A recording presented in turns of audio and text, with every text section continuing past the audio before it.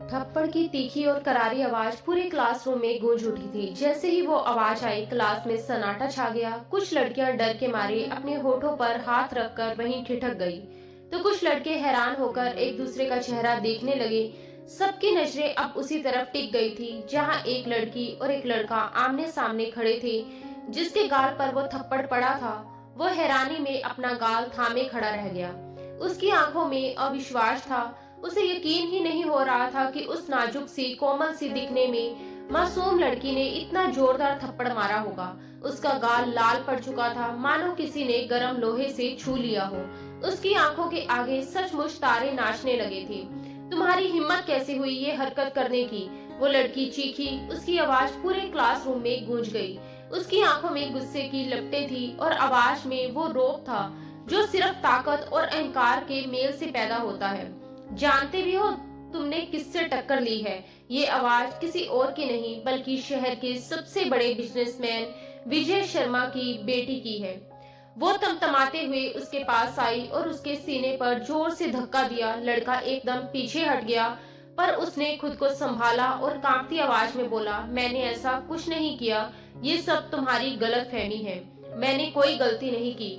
नीरज की आवाज में सच्चाई थी, पर सामने खड़ी अंकिता शर्मा पर इसका कोई असर नहीं पड़ा। वो उसके शब्दों को अनसुना कर रही थी। गलतफहमी? मुझे बेवकूफ समझ रखा है क्या? उसने तड़प कर कहा। उसकी आंखें और भी फैल गई। क्या मेरे माथे पर पागल लिखा हुआ है? वो चिल्लाई और झटके से उसका कॉलर पकड़ लिया। पूरी क्लास थम होकर दोनों को देख रही थी। किसी के चेहरे पर हैरानी थी, किसी के होठों पर दबा हुआ सा मुस्कान, लेकिन नीरज के भीतर खोलता हुआ खून साफ दिख रहा था। वो चाहता तो एक पल में जवाब दे सकता था, मगर उसके अंदर की परवरिश ने उसे रोक लिया। उसने हमेशा औरतों की इज्जत करना सीखा था और आज भी वही संस्कार उसे संभाल रहे थे। उसने गहरी सांस ली और बहुत शांति से कहा, अंकिता, तुम गलत समझ रही हो। मैं ऐसा इंसान नहीं हूँ। तुम जो सोच रही हो वैसा कुछ हुआ ही नहीं। लेकिन अंकिता अब किसी की नहीं सुनने वाली थी। चुप रहो। वो और पास आई, उसका कॉलर और कसकर पकड़ लिया। नजरें नीची रखो, जब मुझसे बात करो। जानते नहीं मैं कौन हूँ? मैं विजय शर्मा की बेटी हूँ। उसके शब्दों में घमंड की तलवार थी। तुम जैसे कीड़े मकोड़ों को तो मैं अपने पैर की जूती से मसल कर रख दूं। तुम हो कौन? तुम्हारी औकात क्या है? तुम्हारे घर वालों का नाम तक कोई नहीं जानता। तुम तो अपनी फैमिली को इंट्रोड्यूस कराते हुए भी 100 बार सोचते हो, और तुम्हें लगता है कि मैं तुम्हारे जैसे किसी इंसान के साथ रिलेशनशिप में रहूंगी? मुझे तुम्हारे जैसे लोगों से नफरत है। तुमसे बात करना तो बहुत दूर की बात है। मैं तुम्हारा चेहरा तक देखना पसंद नहीं करती। अंकिता की गोर रंगत गुस्से में टमाटर की तरह लाल हो गई थी। उसकी आंखों से मानो चिंगारियां निकल रही थी। उसकी हर सांस में अहंकार और गुस्सा भरा था। नीरज अब तक चुप था, पर उसके सब्र का बांध टूटने लगा था। उसने शांत लेकिन ठंडी आवाज में कहा, देखो अंकिता, अब तुम हद पार कर रही हो। जब मैंने कुछ किया ही नहीं, तो मैं क्यों तुम्हारी बेबुनियादी बातें सुनूं? और अगर फिर भी मैं चुप हूँ, तो वो सिर्फ मेरा बड़प्पन है। मैं तुम्हारी इज्जत करता हूँ, इसलिए तुम्हारे सामने खड़ा हूँ। लेकिन तुम इस बात का गलत फायदा नहीं उठा सकती। याद रखना, जब कोई इंसान तुम्हें इज्जत देता है, तो तुम्हारा भी फर्ज बनता है कि तुम उसकी उतनी ही इज्जत करो। हाय इज्जत, माय फुट। तुम उस काबिल नहीं कि तुमसे इज्जत से बात की जाए। और जो तुमने उन स्टूडेंट्स को जाकर कहा कि हमारा चक्कर चल रहा है, अब जाकर वही उन्हें बता दो कि मेरा तुमसे कोई रिश्ता नहीं है, वरना। अंकिता ने एक उंगली उठाकर उसे चेतावनी दी। नीरज गुस्से से 2 कदम आगे बढ़ा और उसकी उंगली को अपनी मुट्ठी में दबोचकर जोर से नीचे की ओर झुका दिया। वरना? वरना क्या करोगी? उसने ठंडे स्वर में पूछा। जब मैंने किसी से ये बात जोड़कर नहीं कही, तो मैं अपनी सफाई क्यों दूं? नीरज कटाक्ष से बोला।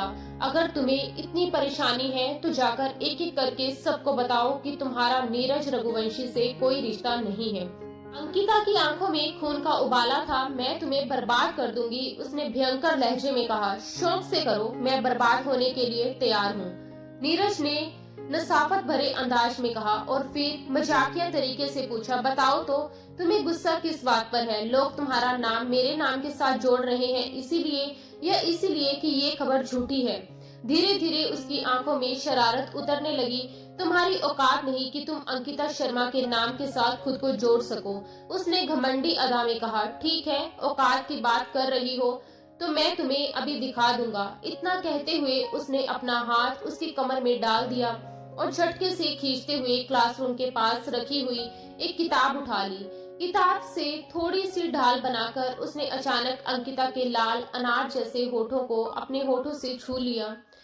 चुंबन इतनी तड़क भड़ाक और जोश से भरा था कि अंकिता की बड़ी बड़ी आंखें और भी चौड़ी हो उठी।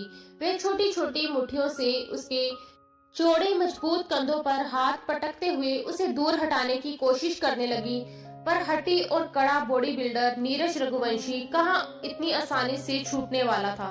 क्लास में एकदम सन्नाटा छा गया। किसी ने उम्मीद भी नहीं की थी कि नीरज ऐसा करेगा। कुछ ही पल बाद नीरज पीछे हट गया। अंकिता के नाजुक होठों से खून की एक छोटी बूंद झलक पड़ी। अपमान और आहत महसूस करते हुए उसकी आंखों में आंसू भर आए। वह आगे बढ़कर नीरज के मुंह पर एक और जोरदार थप्पड़ मारती है। तुम्हें इस गलती की ऐसी सजा मिलेगी कि तुम पूरी जिंदगी नहीं भूलोगे। नीरज ने थप्पड़ को नजरअंदाज किया। उसने अपने होठों पर लगी खून की बूंद चाट ली और उसी उंगली को धीरे से अपने होठों से दबा लिया। तुम्हारे शब्द जितने कड़वे उतने ही अंदर से मीठे और लुभावने हैं। वह एक आंख दबाकर धीरे से उसके कान से सरगोशी कर गया और क्लासरूम से बाहर निकल गया।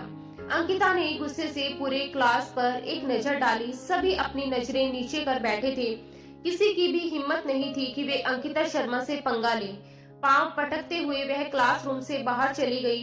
बाहर आकर उसने मोबाइल निकाला और पापा का नंबर डायल किया, लेकिन कुछ सोचकर वह रुक गई। उसके होठों पर एक जहरीली मुस्कान आ गई। पापा से सजा दिलवाने में अब मजा नहीं आएगा नीरज रघुवंशी, सजा तो तुम्हें मैं दूंगी। कुछ सोचते हुए उसने डायल कट कर दिया और फिर अपने दोस्त मुकेश को कॉल करने लगी। उसने दूसरी घंटी पर ही फोन उठा लिया था। मुकेश, मुझे तुमसे एक बहुत जरूरी काम है। धीरे धीरे वह मुकेश को अपना प्लान समझाने लगी। मुकेश ने मुस्कुराकर कहा, तुम्हारा काम हो जाएगा। ठीक है, तुम सारा सामान तैयार रखना। मैं यूनिवर्सिटी से लौटते ही तुमसे सामान लेकर घर जाऊंगी और कल उस नीरज का अच्छे से गेम बजाऊंगी। पूरी क्लास के सामने मुझे बेइज्जत किया गया है ना, अब देखना उसी क्लास के सामने उसकी इज्जत का फालूदा कैसे निकालती हूँ। गुस्से से होंठ सिकोड़े हुए उसने अपने खतरनाक प्लान को अंजाम देने का पक्का इरादा कर लिया था। अगला दिन बाकी दिनों जैसा ही था, लेकिन आज अंकिता समय से पहले ही यूनिवर्सिटी पहुंच चुकी थी, क्योंकि आज उसे नीरज से अपनी बेइज्जती का बदला लेना था। जब नीरज क्लासरूम में दाखिल हुआ और सामने बैठी अंकिता को देखकर एक पल के लिए ठिठक सा गया।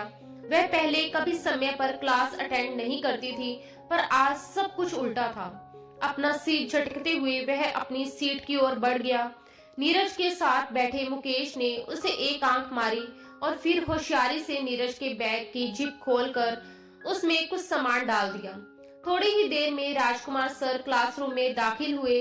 कल मैंने तुम लोगों को कुछ असाइनमेंट पूरे करने के लिए दिए थे, उन्हें मेरे डेस्क पर जमा करो, राजकुमार सर ने कहा।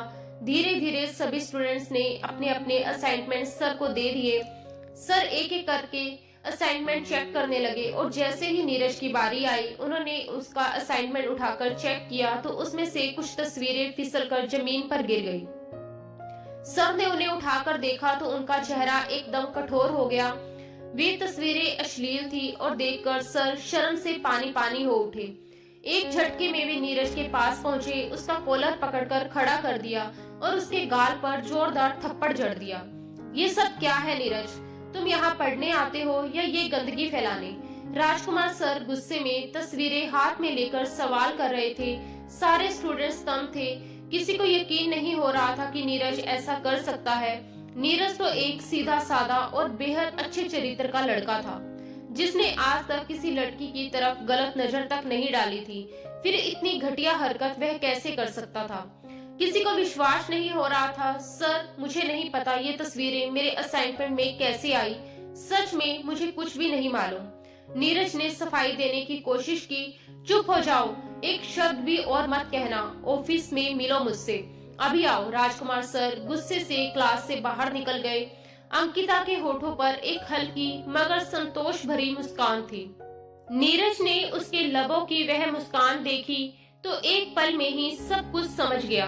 वह उसके पास गया, लेकिन उससे पहले ही अंकिता बोल पड़ी, चलो अब प्रिंसिपल के ऑफिस में जाकर अपनी सफाइयां देते रहो, लेकिन मुझे पता है तुम खुद को साबित नहीं कर पाओगे। नीरज ने अपने सीने पर बाजू बांधे, गहरी सांस ली और सामने खड़ी उस तूफान जैसी लड़की को देखा जो ना जाने क्यों उससे इतनी नफरत करती थी। मैं खुद को साबित करना भी नहीं चाहता अंकिता, क्योंकि मुझे पता है कि मैं गलत नहीं हूँ। वक्त खुद ही सबके सामने सच ला देगा, लेकिन तुमने जो ये घटिया हरकत की है ना, उस पर तुम्हें शर्म आनी चाहिए। नीरज ने शांत स्वर में कहा। अंकिता का चेहरा गुस्से से लाल हो उठा। उसने तिल मिलाते हुए कहा, शर्म तो तुम्हें आनी चाहिए जब कल तुमने मुझे छूने की हिम्मत की थी। अभी तो ये सिर्फ एक छोटा सा ट्रेलर था, पूरी फिल्म तो अभी बाकी है। सपने देख रहे हो ना मेरे साथ रिश्ता जोड़कर रातों रात अमीर बनने के? कान खोलकर सुन लो, तुम मेरे पैर की धूल के बराबर भी नहीं हो। नीरज की नजरों में ठंडापन था, लेकिन लहजे में एक चुभन थी।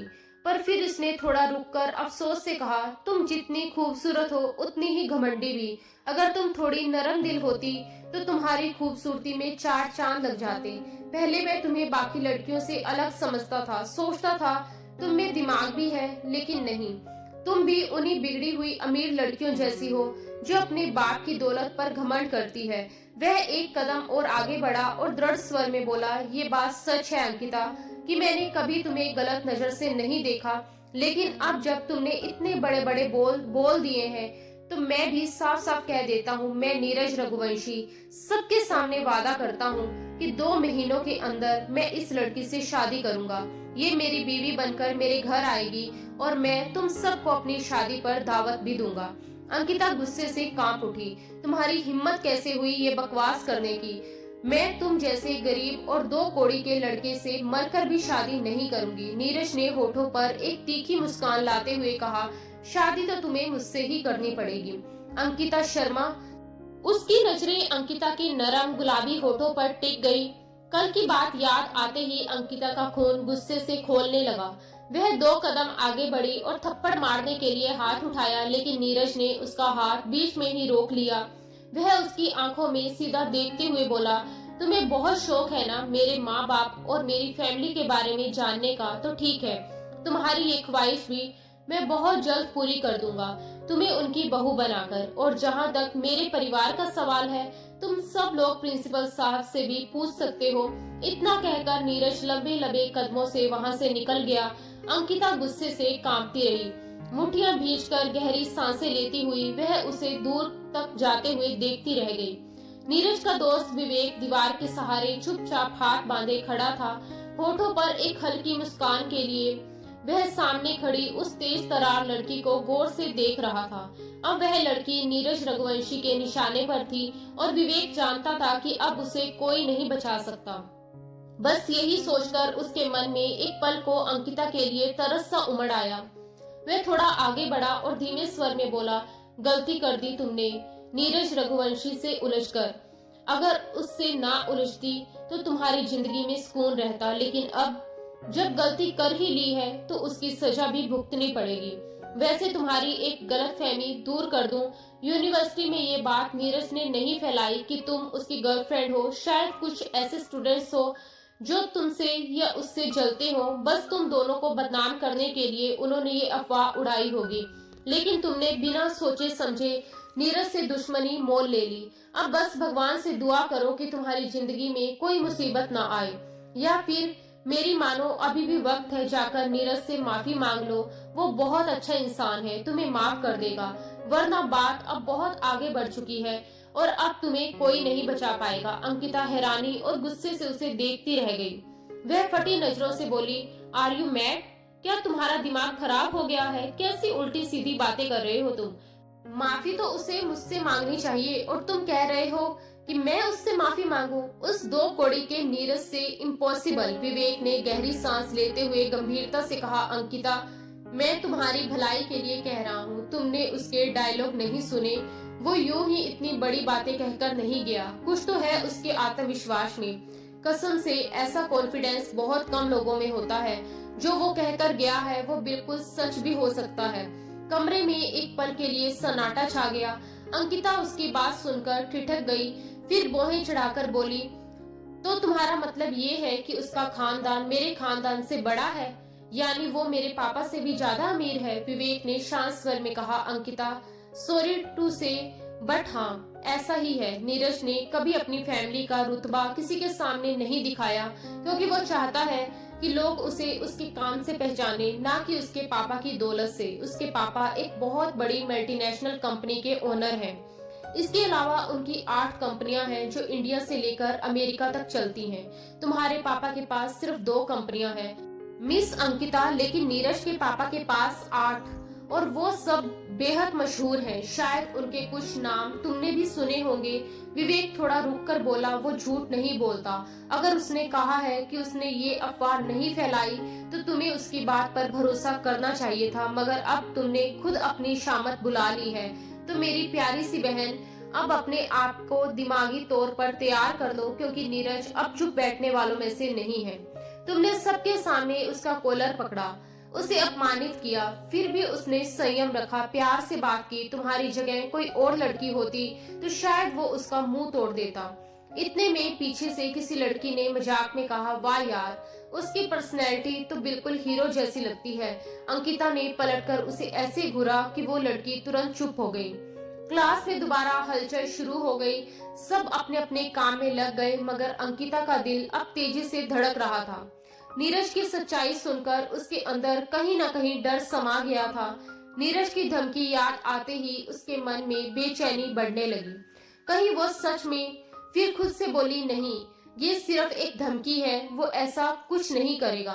भला शादी कोई गुड्डे गुड्डियों का खेल है क्या, जो वो मुझसे मेरी मर्जी के बिना शादी करेगा? हरगिज नहीं। लेकिन जब छुट्टी के वक्त वह यूनिवर्सिटी के मेन गेट पर पहुंची तो उसका दिल थक से रह गया। उसका ड्राइवर बहादुर आज नहीं आया था। उसकी जगह उसके पापा विजय शर्मा खुद उसे लेने आए थे। और उनके साथ कौन खड़ा? नीरज रघुवंशी था। वह उसके पापा से गले मिल रहा था। दोनों किसी बात पर जोर से हंस रहे थे। अंकिता के कदम लड़खड़ा गए। वह तेजी से आगे बढ़ी और बोली, पापा आप यहाँ? बहादुर कहाँ है? वह अपने ड्राइवर के बारे में पूछ रही थी, मगर नजरें बार बार नीरज पर जा टिक रही थी, जो अब एक रहस्यमय मुस्कान लिए उसी को घूर रहा था। उसकी आंखों की चमक में कुछ ऐसा था कि अंकिता का दिल सहम गया। कल तक जो लड़की सबके सामने नीरज पर हाथ उठाने से नहीं डरती थी, आज उसी के सामने उसकी सारी बहादुरी कहीं गायब हो चुकी थी। अरे अंकिता बेटा, बहादुर को मैंने एक जरूरी काम से भेज दिया है। उसे लौटने में अभी कम से कम 1 घंटा और लगेगा, इसलिए मैं खुद तुम्हें लेने आ गया। लेकिन यहाँ तो मेरी मुलाकात नीरज रघुवंशी से हो गई। तुमने बताया ही नहीं कि मेरे दोस्त का बेटा तुम्हारा क्लास फेलो है और साथ ही तुम्हारा बहुत अच्छा दोस्त भी है। ये बात तो मुझे खुद नीरज ने बताई कि तुम दोनों बहुत अच्छे दोस्त हो। ये कहते हुए वह एक बार फिर नीरज रघुवंशी की ओर ध्यान से देखने लगी। बताओ बेटा, तुम्हारे पापा कैसे हैं? उनसे मिले हुए तो मुझे काफी वक्त हो गया है। मैंने तो उनसे कहा भी था कि वह हिंदुस्तान आ जाएं और मेरे बिजनेस में थोड़ा हाथ बटा दें। शायद उनके हाथ लगने से मेरा बिजनेस भी तरक्की करने लगे। मगर अब तो वह बड़े लोग बन गए हैं ना, कहाँ अब हम जैसे लोगों को मुंह लगाएंगे। अरे नहीं नहीं अंकल, ऐसी कोई बात नहीं है। पापा तो आपको बहुत याद करते हैं, नीरज ने मुस्कुराते हुए कहा और एक नजर अंकिता पर डाली। अंकिता खुद में सिमटी हुई जरा अपने पापा के पीछे हो गई थी। पहली बार उसे नीरज की नजरों से डर महसूस हुआ। मैं बहुत जल्दी अपने पापा के साथ आपके घर आऊंगा, बिजनेस की बातें भी होंगी, लेकिन इसके अलावा भी बहुत कुछ कहना है आपसे। आपकी एक कीमती चीज मांगनी है। ये कहते हुए नीरज मुस्कुराया और लंबे कदमों से वहां से चला गया। आज उसके ड्राइवर की जगह खुद उसके पापा आए थे और ये सब कुछ नीरज ने सिर्फ अंकिता को एहसास दिलाने के लिए कहा था। अंकिता अपने पापा के साथ गाड़ी में बैठ चुकी थी। तभी विजय जी बोले, उस लड़के से दोस्ती बनाए रखो, वह हमारे बहुत काम आएगा। मैं तो सोच रहा हूँ कि उसके पापा से तुम्हारे रिश्ते की बात कर लूं। तुम सोच भी नहीं सकती, अगर दोनों फैमिलीज में रिश्ता हो गया तो हमारा बिजनेस दिन दुगनी रात चौगनी तरक्की करेगा। पापा प्लीज।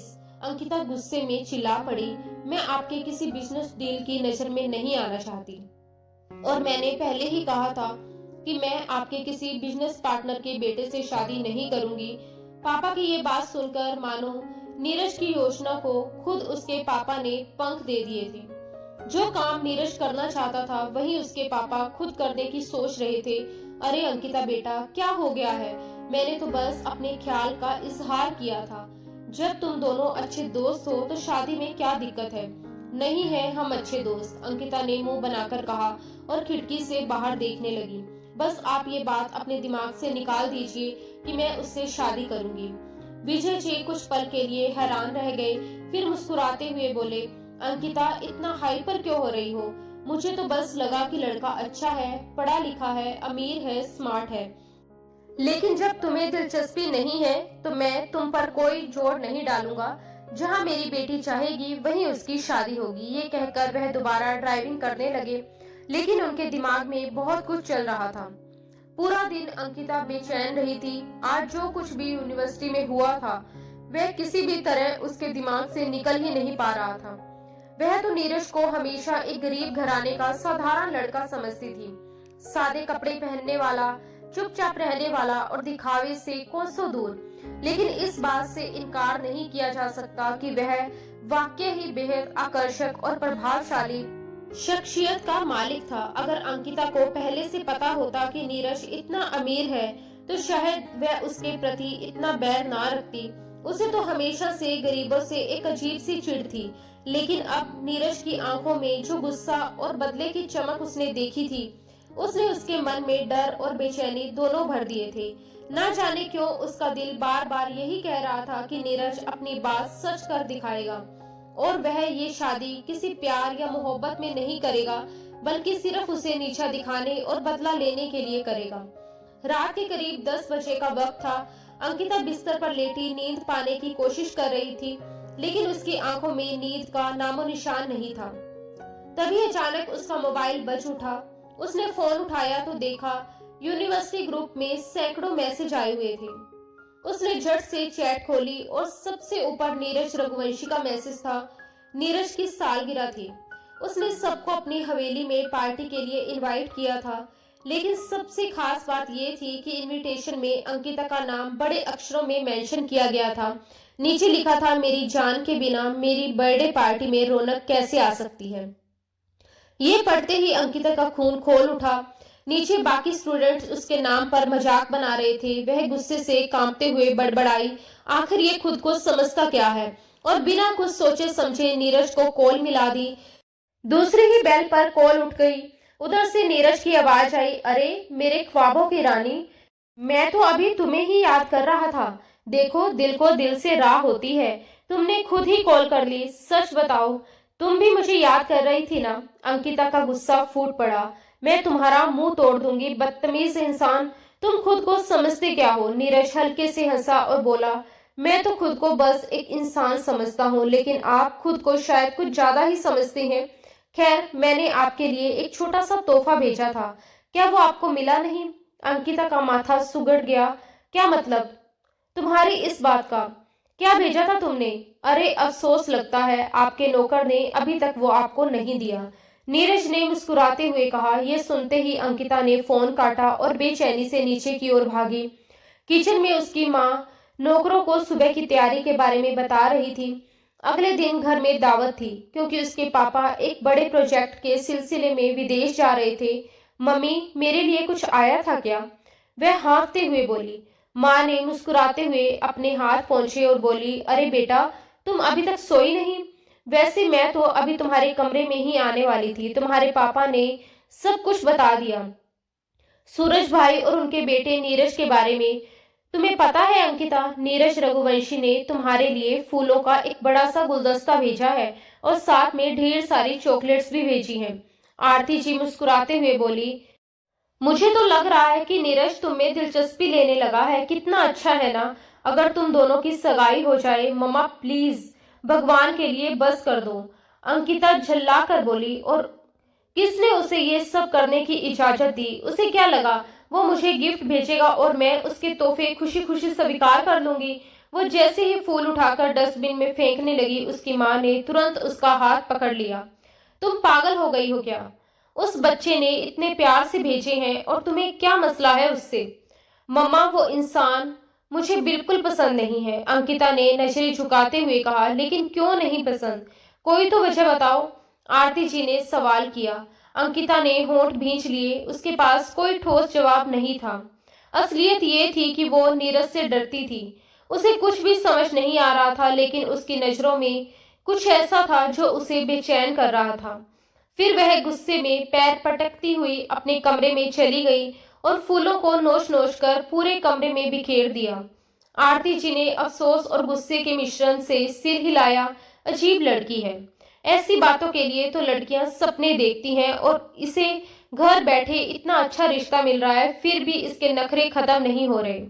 2 दिन बाद नीरज रघुवंशी अपने माता पिता के साथ उनके घर आया। वो बड़े आत्मविश्वास से विजय शर्मा के सामने सोफे पर बैठा बातें कर रहा था। उसके चेहरे की मुस्कान और बात करने का अंदाज साफ दिखाई दे रहा था कि वह क्या चाहता है। इधर किचन में अंकिता बार बार अपनी माँ से पूछ रही थी, मम्मा, ये यहाँ क्यों आया है? आरती जी झुंझलाकर बोली, अंकिता, ये तुम 10वीं बार पूछ रही हो। कितनी बार बताऊं? वह तुम्हारे रिश्ते की बात करने आया है। वह तुम्हें पसंद करता है और तुमसे शादी करना चाहता है। और ये तुमने क्या पहन रखा है? जरा जाकर कुछ ढंग का पहन लो। अगर उसकी माँ ने देखा तो क्या सोचेगी कि कैसी लापरवाह लड़की है। मम्मा, मुझे किसी के सोचने से कोई फर्क नहीं पड़ता, अंकिता ने रूखे लहजे में कहा और खिड़की की ओर देखने लगी। मैं 90s की लड़कियों की तरह दुपट्टा सर पर डालकर, हाथ में चाय की ट्रे लेकर उसके सामने शर्माने नहीं जा रही। वो बुरा सा मुंह बनाकर वहीं किचन की सेल पर बैठ गई, लेकिन अंदर ही अंदर उसका दिल जोर जोर से धड़क रहा था। जो धमकी नीरज ने यूनिवर्सिटी में दी थी, वो अब उसकी आंखों के सामने जीवित सी महसूस हो रही थी। अंकिता को एहसास था कि नीरज अपने कहे हुए हर शब्द को सच में बदलने वाला है। वो डर से सोचने लगी, अगर उसने मुझसे शादी की तो क्या वह मुझसे बदला लेगा? क्या मेरी जिंदगी नरक बना देगा? उसके मन में डर और गुस्से का मिश्रण उमड़ रहा था। अब वो पहले जैसी बेफिक्र और निडर अंकिता नहीं रही थी। नीरज रघुवंशी का नाम सुनते ही उसके दिल की धड़कनें तेज हो जाती थी। तुम मेरी बात मान रही हो या फिर मुझे सख्ती करनी पड़ेगी? आरती जी की आवाज में झुंझुलाहट और चेतावनी दोनों थी। अंकिता ने मुंह बिचकाया और बिना कुछ कहे पांव पटकती हुई अपने कमरे में चली गई। उसने मजबूरी में हल्का फुल्का तैयार होना स्वीकार कर लिया था, लेकिन मन ही मन उसने निश्चय कर लिया था कि वह कुछ ऐसा करेगी जिससे ये रिश्ता बनने से पहले ही टूट जाए। ये ख्याल आते ही उसके दिल को थोड़ी राहत से महसूस हुई। उसने आसमानी रंग का कुर्ता और सफेद पैंट पहन रखी थी। कंधों पर हल्का सा बड़ा दुपट्टा डालकर बाल खुले छोड़ दिए थे। जैसे ही वो कमरे से बाहर निकली, नीरज रघुवंशी उसे देखता ही रह गया। उसकी नजरें अंकिता से हटना ही भूल गई। कोई शक नहीं था कि वह लड़की बेमिसाल खूबसूरत थी। अंकिता अपने आप पर हमेशा से लापरवाह रहती थी। कभी बालों को जल्दी से पोनी बना लेती, तो कभी उलझे हुए बालों को जूड़े में समेट देती, और कई बार तो बस खुला छोड़ देती थी। मेकअप के नाम पर उसके चेहरे पर सिवाय काजल की एक हल्की रेखा के कुछ नहीं होता था। कपड़ों का भी उसे खास ध्यान नहीं था। कभी ढीला ट्राउजर और ढीली टी शर्ट, तो कभी मिनी स्कर्ट या टाइट जींस के साथ छोटा कुर्ता। लेकिन आज जब उसने जरा सी भी कोशिश की थी, तो उसका रूप किसी चांदनी रात से कम नहीं लग रहा था। हल्के मेकअप की चमक उसके चेहरे पर निखार ला रही थी, और ऊपर से गुस्से में फूला हुआ उसका चेहरा, लाल नाक और चिड़चिड़ी आंखें। नीरज रघुवंशी को उस पर अनायास ही प्यार आने लगा था। रात के खाने के बाद अंकिता लॉन में जाकर खड़ी हो गई। थोड़ी देर बाद नीरज भी उसके बराबर आकर खड़ा हो गया। कैसी हो तुम? उसने बातचीत शुरू की। मुझे तुमसे कोई बात नहीं करनी, अंकिता ने गुस्से से कहा और उंगली उठाते हुए पीछे पलटी। नीरज ने झटके से उसकी कलाई पकड़ ली। एक तो तुम ये उंगली उठाकर वार्निंग देने की आदत डाल चुकी हो। वह मुस्कुराया, उसकी उंगली को अपने होठों के पास ले गया और अगले ही पल हल्के से अपने दांतों के बीच दबा लिया। आह! अंकिता के होठों से सिसक निकली।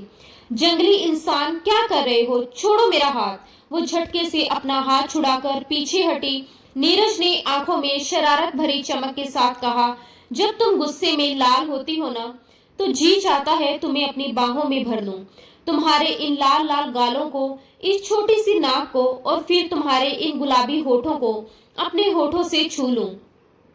वो उंगली से उसके होठों को हल्की सी छूता है, लेकिन अंकिता ने गुस्से से उसका हाथ झटक दिया और चीखी, तुम एक नंबर के बदतमीज इंसान हो। शुक्र मनाओ कि मैंने पापा को वो बात नहीं बताई जब तुमने मुझे जबरदस्ती किस किया था। बता देती तो 1 मिनट में तुम्हें इस घर से निकाल देती। नीरज हंसा। मेरी तरफ से पूरी इजाजत है, जाकर बता दो, लेकिन एक एडवाइस है, लड़कियां ऐसी बातें अपने मुंह से कहती अच्छी नहीं लगती।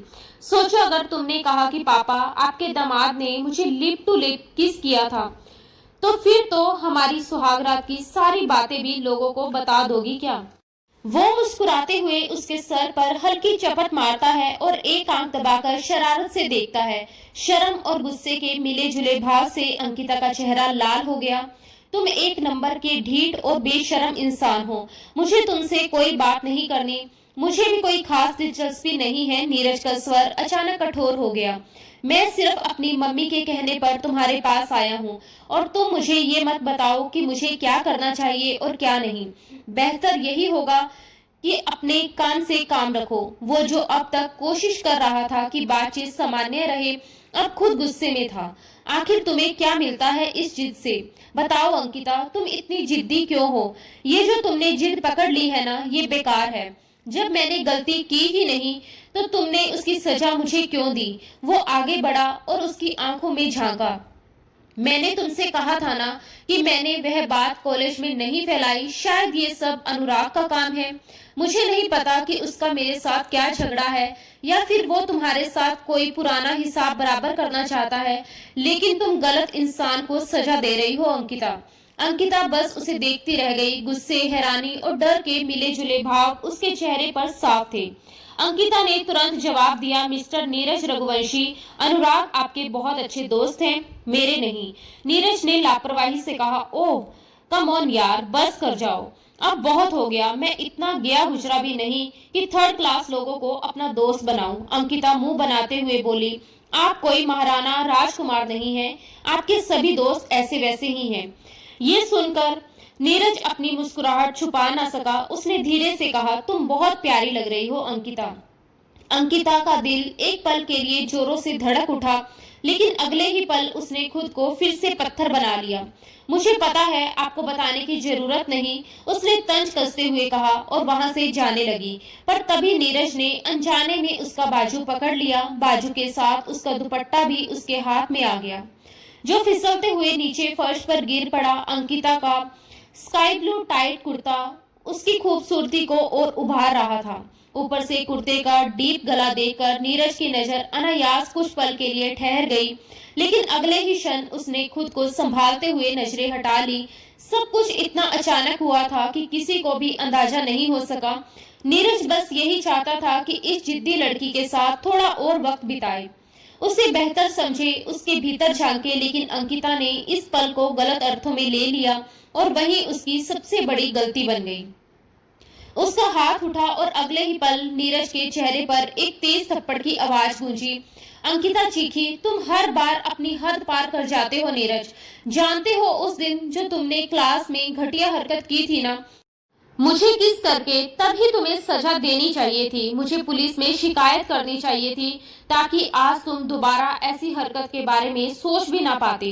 तुम एक नंबर के थर्ड क्लास गिरे हुए आदमी हो। अब की बार नीरज ने भी खुद को रोकना छोड़ दिया। उसने उसे कंधों से पकड़ा और लगभग खींचते हुए लॉन के उस कोने में ले गया जहां से उन्हें कोई नहीं देख सकता था। तुम आखिर खुद को समझती क्या हो? वो दांत पीसते हुए बोला। उसकी उंगलियां उसके नाजुक बाजुओं में धंस गई। उसकी आंखों में गुस्से के लपटें जल रही थी, जिन्हें देखकर अंकिता घबरा गई। उसकी आंखों में आंसू उतर आए। ये देखकर नीरज अचानक नरम पड़ गया। तुम जानती भी हो इस गलती की क्या सजा हो सकती है? उसने भारी आवाज में पूछा। अंकिता ने सीधी आंखों में देखकर कहा, मैंने कोई गलती नहीं की। जो किया है सोच समझकर किया है। उसकी आवाज में नफरत की झंकार थी, पर आंखों में हल्का सा डर भी छिपा था। नीरज कुछ पल उसे देखता रहा, फिर धीरे से बोला, मुझे बस इतना बता दो अंकिता, तुम मुझसे इतनी नफरत क्यों करती हो? आखिर मैंने तुम्हारा बिगाड़ा क्या है?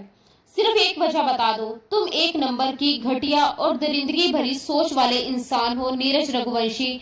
मैं तुम्हारी सोच से काफी अच्छी तरह वाकिफ हूँ। अंकिता की आवाज कांप रही थी पर गला ठोस था और नीरज इस बार हैरान सा चुप रह गया। उसने घमंड से कहा, अच्छा तो बताओ, मेरी ऐसी कौन सी हकीकत है, क्योंकि मैं तो अपनी कोई हकीकत ही नहीं जानता। अंकिता ने गहरी सांस ली और आंखों में ठहर कर कहा, मेरे आगे से दूर हो जाओ, मैं तुम्हारी शक्ल भी नहीं देखना चाहती। अपने गंदे हाथ मेरे ऊपर से हटाओ, तुम्हारे वजूद से मुझे घिन आ रही है। ये सब सुन नीरज ने कहा, मैं तब तक तुम्हारे कंधे से हाथ नहीं हटाऊंगा जब तक तुम मुझे ये साफ नहीं बता देती कि आखिर वह कौन सी हकीकत है जिसकी वजह से तुम मुझसे इतनी नफरत करती हो, और मैंने तुम्हारे बारे में क्या ऐसा घटिया किया जो तुम मेरे बारे में ये तरह तरह की बातें सबके सामने फैला रही हो। नीरज के बोलते बोलते अंकिता की आंखों से आंसू झलक पड़े, गाल नम हो गए और आंखें लाल सी हो गई। नीरज को अचानक कुछ होश आया। उसने गहरी सांस ली और वह धीरे से उसका कंधा छोड़कर पीछे हट गया और बहुत ही नरम स्वर में कहा, काश तुम अपने दिल से ये नफरत निकाल दो और मेरी मोहब्बत को समझना शुरू कर दो। अंकिता, तुम सोच भी नहीं सकती कि मैं तुम्हारे पीछे किस कदर पागल हूँ। पहली नजर में तुम्हें देखा था तो तुम्हारा दीवाना हो गया था, और उसके बाद तो कोई लड़की मेरे दिल को भाई ही नहीं। वह आगे कहता है कि ये दुनिया मुझसे बात करने में भी डरती है और आसपास के लोगों को मेरे सामने आवाज भी नहीं निकलती, और तुम मुझे चार बातें यूं ही सुनाकर चली जाती हो। बातें सुनाना तब तो ठीक है, लेकिन थप्पड़ मारना कहाँ तक ठीक है। अंकिता ने अचानक अपना चेहरा ढकते हुए बुरा सा मुंह बनाया और कमरे के अंदर चली गई। अंकिता के जाने के बाद नीरज भी घर के अंदर आ गया। क्या बात है बेटा, तुम्हारा चेहरा इतना लाल क्यों हो रहा है? उसकी माँ ने चिंतित होकर पूछा। एक पल के लिए वह घबरा गया, फिर खुद को संभालते हुए बोला, शायद मच्छर ने काट लिया होगा। मैं थोड़ी देर पहले लॉन में खड़ा था। कितनी बार कहा है अपना ख्याल रखा करो, उसकी माँ ने नाराजगी से कहा, और फिर बातों में व्यस्त हो गई। नीरज ने धीरे से नजर उठाई। अंकिता अब किचन में थी। वह आइस क्यूब निकाल रही थी। वो ऐसे बर्ताव कर रही थी जैसे कुछ हुआ ही ना हो। उसके चेहरे पर अजीब सी शांति थी, मानो कुछ देर पहले जो हुआ वो एक सपना हो।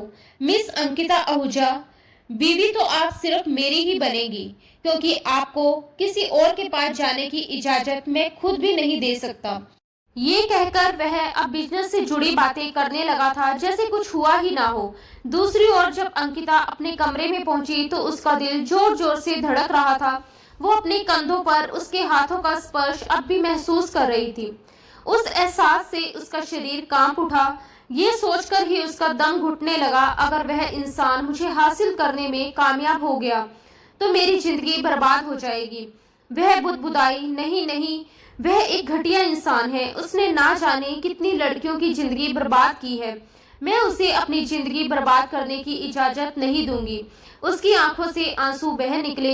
हे भगवान, मेरी मदद कर, मुझे उसके चंगुल से बाहर निकाल दे, या फिर मुझे उसके जाल में फंसने मत देना। ये कहते हुए वह जमीन पर बैठ गई। उसने अपने बाल पकड़ लिए, खींचने लगी। दर्द और डर से उसका शरीर कांप रहा था। वह टूट चुकी थी। वह आदमी उसकी इस हालत से पूरी तरह बेखबर था। सुबह जब अंकिता की आंख खुली तो सिर में तेज दर्द था। अचानक उसका मोबाइल बज उठा। स्क्रीन पर उसकी दोस्त का नाम चमक रहा था। उसकी दोस्त ने कहा, यार, नीरज रघुवंशी के बारे में तुम गलत सोच रही हो। वो तो तुम्हारी बहुत इज्जत करता है। अगर कोई तुम्हारा नाम लेता तो वो उसे डांट कर चुप करवा देता था। तुम्हारी वजह से उसने कई बार लड़ाई भी की है। वो तुम्हारी इज्जत खराब कैसे कर सकता है? मैंने पहले भी कहा था कि ये काम टोनी का है। टोनी? टोनी वही लड़का जिसने कुछ समय पहले अंकिता को प्रपोज किया था, लेकिन अंकिता ने साफ मना कर दिया था। अपमान का बदला लेने के लिए उसी ने उसे सब स्टूडेंट्स में बदनाम करने की कोशिश की थी। उसकी दोस्त फिर बोली, अगर मेरी बात मानो तो जाकर नीरज रघुवंशी से माफी मांग लो। अंकिता ने गुस्से से कहा, उससे माफी मांगती है मेरी जूती। चलो मैं मानती हूँ कि उसने अफवाह नहीं फैलाई, लेकिन तुमने देखा नहीं था उस दिन उसने पूरी क्लास के सामने मुझे किस किया था। मैं उसे बिल्कुल भी माफ नहीं करूंगी। मोनिका जोर से हंस पड़ी। वैसे यार, कितना खूबसूरत सीन था वो। अगर मेरे साथ ऐसा होता तो मैं तो उस पर लट्टू हो जाती। एकदम फिल्मी सीन था, इतना जोरदार किस, हाय मैं तो मर जावा। मोनिका ने अपने दिल पर हाथ रखकर मरने की एक्टिंग की। अंकिता फोन की स्क्रीन को घूरती रह गई। उसने झुंझलाकर कहा, तुम मर जाओ मेरी बला से, लेकिन मैं उस इंसान को कभी माफ नहीं कर सकती। मेरे इतने बुरे दिन नहीं आए कि मैं जाकर उससे माफी मांगूं। मोनिका ने गहरी सांस ली और कहा, यार अब तुम ज्यादती कर रही हो। पहले गलती तुम्हारी थी, अब तुम्हारा फर्ज बनता है कि तुम जाकर उससे माफी मांगो। अंकिता भड़क उठी, मैंने कुछ भी गलत नहीं किया है। वैसे भी अगर उसका नाम मेरे साथ जुड़ा तो गलती सारी उसकी है। मोनिका ने सिर हिलाया, यार तुम कितनी अजीब लड़की हो, इसमें उसका क्या कसूर है। उस बेचारे को तो कुछ भी पता नहीं था। क्लास में तुमने ही ऊंची आवाज में चिल्लाना शुरू कर दिया, थप्पड़ मारा, उसका कॉलर पकड़ा और बदले में उसने तो बस तुम्हें एक प्यारा सा किस दिया था। फिर भी तुम उससे नाराज हो। अंकिता ने झुंझुलाकर कहा, तू मेरी सहेली है या उसकी? ऑफ कोर्स तुम्हारी बेस्ट फ्रेंड हूँ और हमेशा तुम्हारा साथ देती हूँ, लेकिन इस बार तुम गलत हो रही हो। बेहतर होगा कि तुम जाकर अपने रवैये के लिए माफी मांग लो, यही तुम्हारे लिए ठीक रहेगा।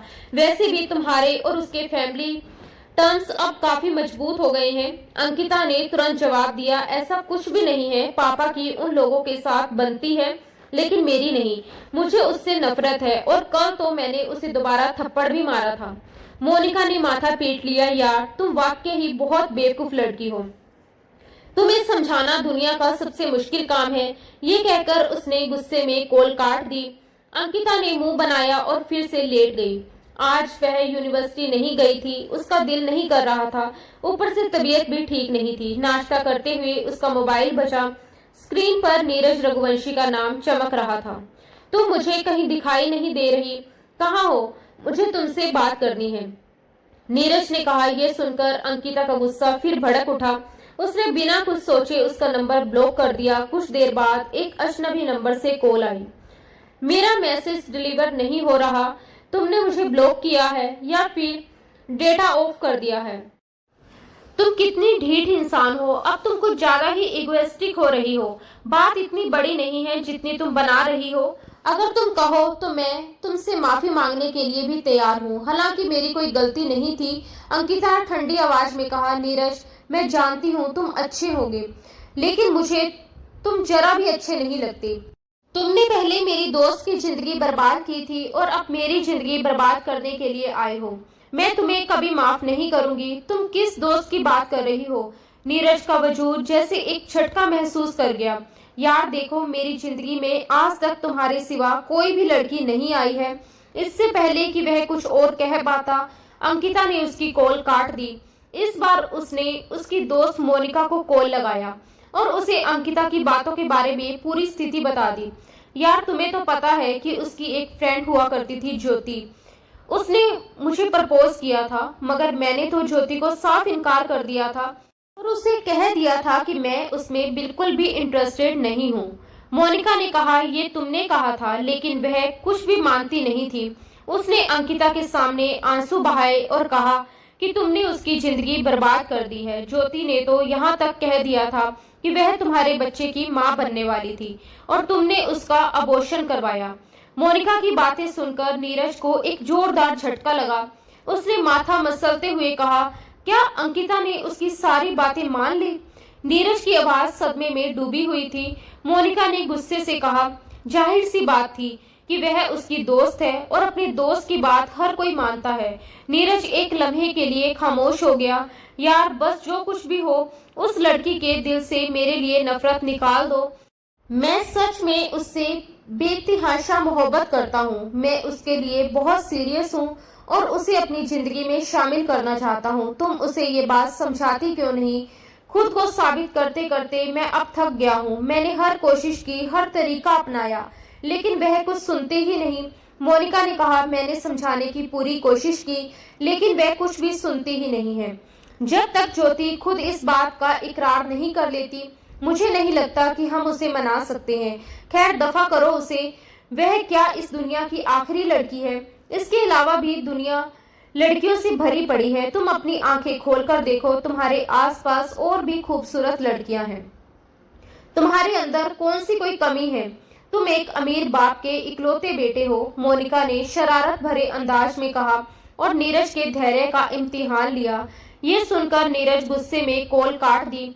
वह उसकी दोस्त से बहस नहीं करना चाहता था। उसे पता था कि पहले भी उसकी दोस्त को इनकार करके वह मुश्किल में फंसा था और अब दोबारा वही गलती करके अपने पांव पर कुल्हाड़ी नहीं मारना चाहता था।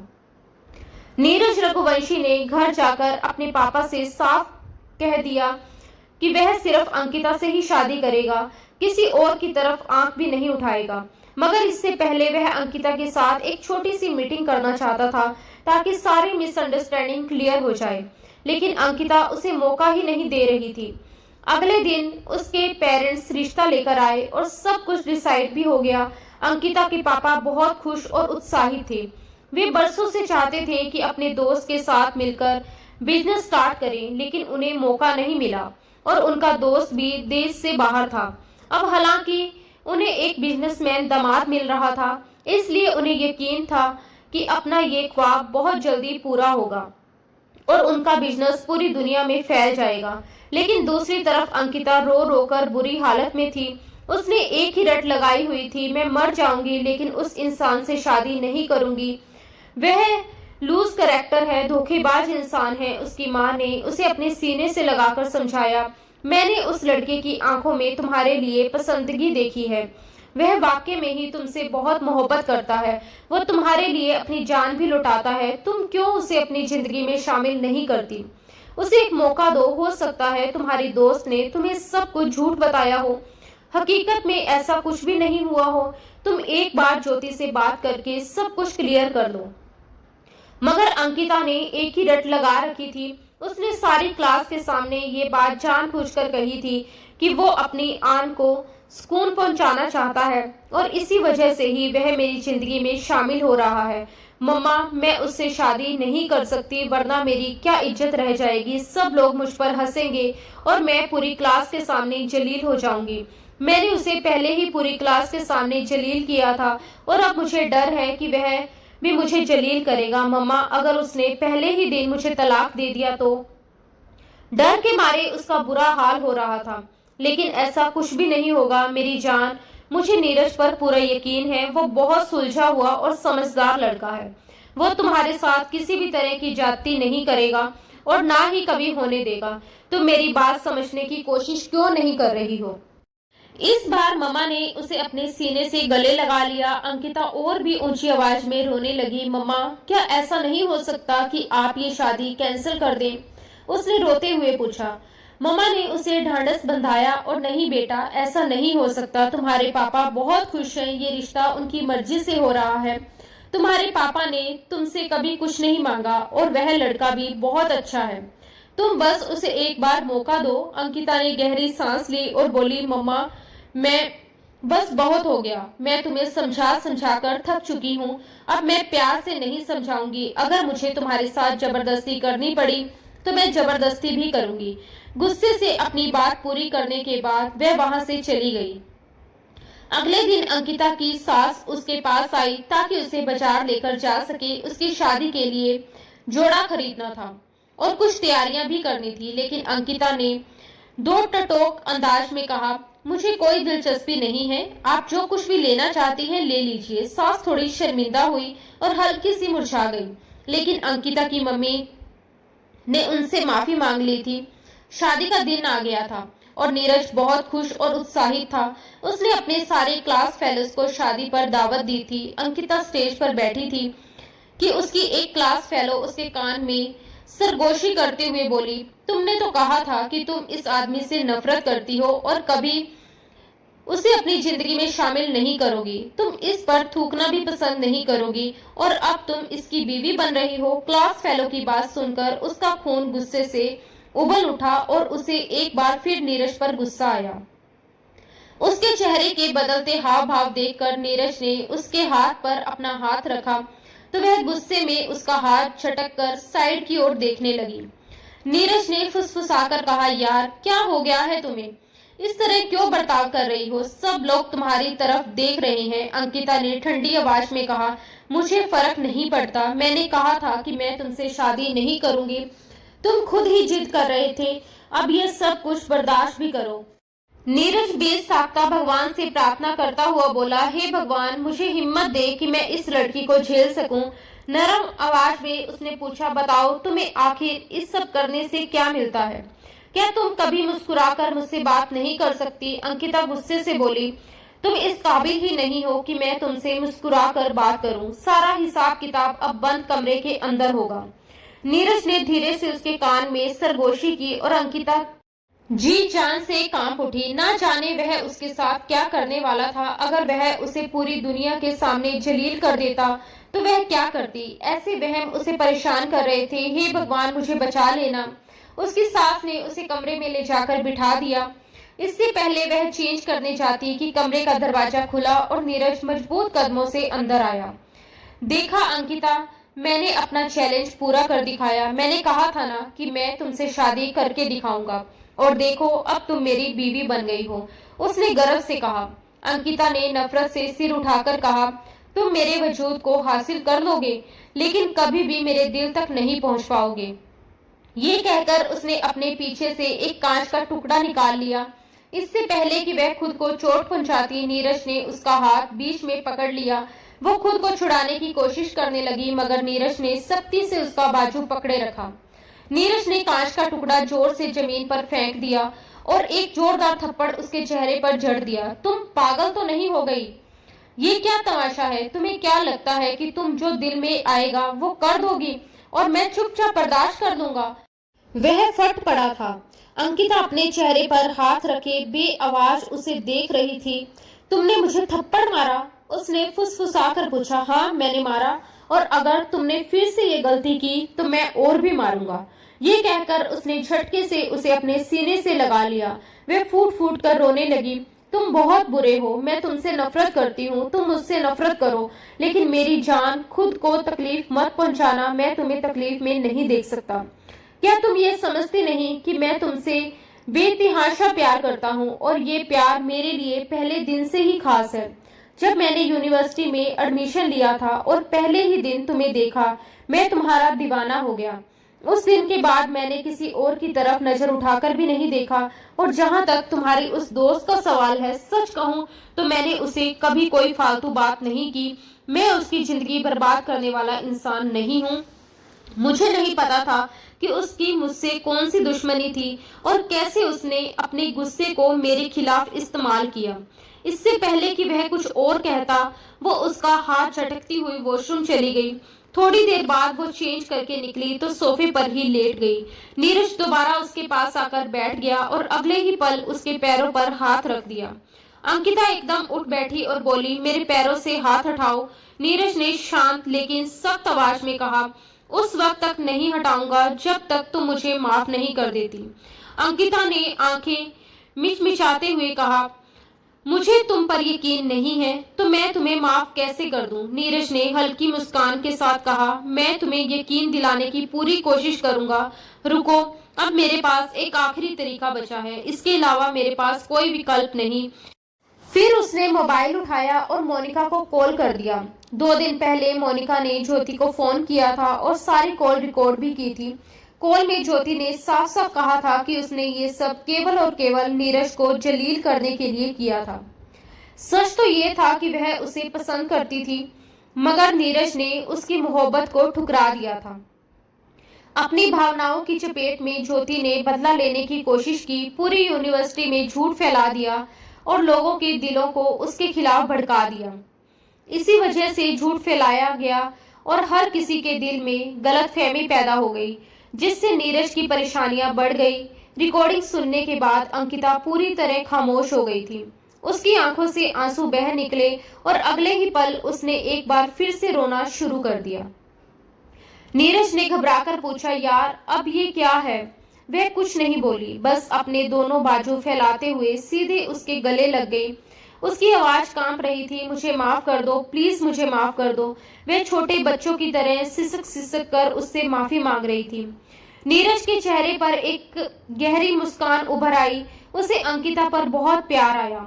उसने प्यार से उसकी छोटी सी नाक खींची और उसके माथे पर एक नरम चुंबन देते हुए कहा, मैं तुमसे नाराज नहीं हूँ। और ना कभी हो सकता हूँ। क्लास में उस दिन जो कुछ भी कहा था वो बस गुस्से में था और उस पर मैं आज भी शर्मिंदा हूँ। मैं तुमसे कभी बदला लेना नहीं चाहता था, क्योंकि जिसे इंसान सच्चे दिल से मोहब्बत करता है उससे बदला ले ही नहीं सकता।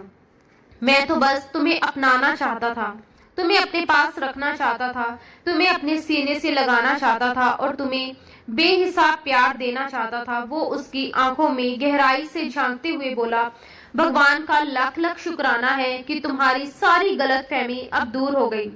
अब तो तुम्हें मुझसे कोई शिकायत नहीं है ना? उसने उसका चेहरा अपने हाथों से उठाया तो अंकिता तेजी से सिर हिलाने लगी। नहीं, अब कोई शिकायत नहीं। नीरज मुस्कुरा उठा, उसकी आंखों में मोहब्बत झलक रही थी। चलो, ये तो बहुत अच्छी बात है, उसने नरम लहजे में कहा। तो क्या अब मुझे इजाजत है अपना प्यार नछावर करने की? वो उसके होठों की ओर झुका था कि अंकिता ने झट अपने होठों पर अपनी हथेली रख दी। हरगिज भी नहीं। उस दिन मुझे बहुत दर्द हुआ था, उस दिन मैं गुस्से में था, बस इसीलिए थोड़ा जुनून में आ गया था। लेकिन आज नहीं, बल्कि आज तुम्हें ढेर सारा सुकून दूंगा। वह धीरे धीरे अपनी सांसों को उसकी सांसों में उलझाने लगा। कभी ऊपर वाला तो कभी नीचे वाला होठ। वो बड़े प्यार से अपने होठों में अंकिता की सांसों को समेट रहा था। अंकिता की सांसें गहरी हुई थी और उन गहरी गहरी सांसें लेने की वजह से अंकिता की धड़कनें ऊपर नीचे हो रही थी और ऊपर नीचे होती उसकी धड़कनों को वो अपने सीने पर महसूस कर रहा था। नीरज के पूरे वजूद में एक गुदगुदी सी होने लगी थी। होठों से होता वो गर्दन तक आया था और फिर धीरे धीरे उसकी ढीली शर्ट के अंदर से उसकी नाजुक कमर को अपने हाथों में ले चुका था। नीरज की उंगलियों की सरसराहट वो अपनी कमर पर महसूस कर रही थी। धीरे धीरे वह हाथ ऊपर की ओर सरकने लगे थे।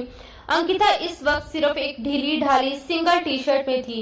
एक झटके में नीरज के हाथ उसके मुलायम धड़कनों तक पहुंच गए थे और उसकी खूबसूरत धड़कनों को छूते ही नीरज एकदम से बेसुध हो गया था। उसने एक झटके में अंकिता को उस ढीली ढाली शर्ट से आजाद कर दिया। अंकिता शर्माकर उसके चौड़े सीने में छिप गई। वो उसे अपनी बाहों में उठाकर बेड पर लेकर आया था और अपने होठों से उसे छूने लगा। जब वह अपना चेहरा उसकी मुलायम धड़कनों पर ले गया तो उसकी गर्म सांसों ने अंकिता का वजूद सुलगाना शुरू कर दिया। अपनी उंगलियों से उसकी धड़कनों से खेलता हुआ वो मदहोश हुआ था। You are so beautiful. मदहोशी में उसने अपने होठ उसकी धड़कनों पर रख दिए। जब अंकिता ने उसकी जीभ की सरसराहट अपनी धड़कनों पर महसूस की तो वह बुरी तरह से मचल उठी थी। उफ, नीरज मत करो, मैं सह नहीं पाऊंगी। तो किसने कहा तुम खुद को रोको? मैं तुम्हारी मदहोशी सिसकियां सुनना चाहता हूँ। वो थोड़ा सा ऊपर होते हुए अपनी लाल खुमार भरी आंखों से अंकिता की आंखों में देखता हुआ बोला था और फिर और भी शिद्दत से उसकी धड़कनों पर शरारतें करने लगा। मचलते हुए अंकिता ने उसकी कमर के चारों ओर अपनी बाहें लपेट ली और अब नीरज की संगत के लिए तड़प रही थी। उसी नीरज के लिए जिसे कभी वह नफरत करती थी, लेकिन आज वह उसके बेहद करीब आना चाहती थी। उस रात नीरज ने पूरी शिद्दत से अंकिता पर अपनी मोहब्बत की बारिश की थी। उसकी एक निगाह, हर एक स्पर्श ऐसा था कि अंकिता खुद को रोक नहीं पा रही थी। ऐसा लग रहा था कि मानो नीरज उसे अपनी रूह का हिस्सा बना लेना चाहता हो। उसकी धड़कनें उसकी धड़कनों में घुल गई थी और हवा में दोनों की खुशबू बस एक दूसरे में घुली हुई थी। अगली सुबह ने उन दोनों के लिए एक बेहद खूबसूरत एहसास लेकर आई थी। ऐसा एहसास जो उनके रिश्तों की गहराई को और भी निखार रहा था। नीरज के माँ बाप ने अंकिता का स्वागत बेहद प्यार और स्नेह से किया। उनकी मुस्कानें और उनके हाथों की देखभाल दोनों ने अंकिता को ऐसा महसूस करवाया कि वह उनके परिवार का हिस्सा बन चुकी है। उन्होंने उसकी पसंद का नाश्ता बनाया और खुद अपने हाथों से उसे खिलाया। अंकिता इस स्नेह और अपनापन को देखकर शर्म से लाल हो गई। उसे एहसास हुआ कि वह नीरज के परिवार को लेकर कितनी गलत फहमी में थी। ये दिन सच में उसके लिए खास बन गया। दोनों एक दूसरे की नजर से कभी ओझल नहीं होते थे। शादी को अब 8 दिन हो गए चुके थे और दोनों अब यूनिवर्सिटी से ज्यादा छुट्टियां नहीं ले सकते थे। दोनों की पढ़ाई का आखिरी साल था और पढ़ाई की जिम्मेदारी दोनों पर भारी थी। लेकिन अंकिता ने अचानक पढ़ाई छोड़ने की बात कह दी। जिससे नीरज का गुस्सा फूट पड़ा। उसने गंभीर और प्यार भरे स्वर में कहा, अपनी पढ़ाई पूरी करो वरना मैं तुमसे बात नहीं करूंगा। अंकिता नीरज की नाराजगी को सहते हुए अपने निचले होठ को कतरते हुए आंखों में आंसू लिए धीरे से बोली, मुझसे नाराज होने की धमकी मत दिया करो नीरज, मेरी जान निकल जाएगी। उसके शब्दों में डर और प्यार दोनों झलक रहे थे। नीरज उसे देखकर तड़प उठा। उसके आंसू पोंछते हुए उसे अपनी बाहों में कसकर भर लिया। उसका दिल एक दूसरे की धड़कनों के साथ तालमेल बिठाने लगा। 8 दिन की छुट्टी के बाद दोनों साथ साथ यूनिवर्सिटी पहुंचे। रास्ते में उनकी हर छोटी छोटी मुलाकात में मुस्कान और प्यार झलक रहा था। उनके दोस्त और सहपाठी उनकी खूब खिंचाई भी कर रहे थे, लेकिन नीरज ने हर बार धैर्य और प्यार से उन्हें संभाल लिया। नीरज का अंकिता के लिए इतना प्यार देखकर सभी लोग बस ठंडी आहें भर रहे थे और दिल से उनकी जोड़ी को सराह रहे थे। अंकिता उसे प्यार भरी नजरों से देखती हुई सोच रही थी, क्या उसकी जिंदगी में इतने रंग होते अगर वह जिद करके नीरज से शादी करने से इनकार कर देती। शायद नीरज के बिना उसकी जिंदगी बेरंग और अधूरी होती। दोस्तों, आज की हमारी ये कहानी आपको कैसी लगी? अपने दिल की बात कमेंट बॉक्स में जरूर साझा करें। अगर कहानी ने आपका दिल छू लिया हो तो प्लीज एक लाइक जरूर कर दें। रोजाना एक नई रोमांटिक और दिलकश कहानी के लिए हमारे चैनल को सब्सक्राइब करना ना भूलें। तो मिलते हैं दोस्तों अगली कहानी में, जहां रोमांस और एहसासों का जादू आपके दिल को फिर से छू जाएगा। धन्यवाद दोस्तों। राधे राधे।